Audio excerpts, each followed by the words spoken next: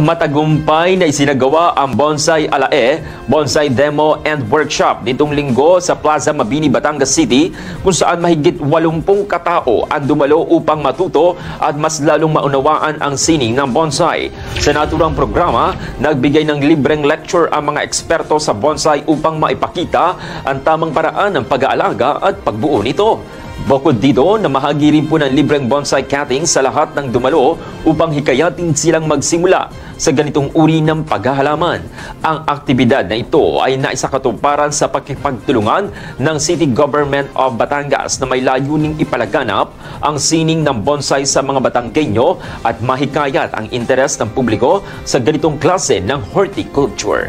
Isa sa mga dumalo sa programa ay si Bokal Claudette Ambida na nagpakita ng suporta sa layunin ng event at nagpahayag ng kanyang paghanga sa dedikasyon ng mga bonsai enthusiasts sa lungsod. Good morning.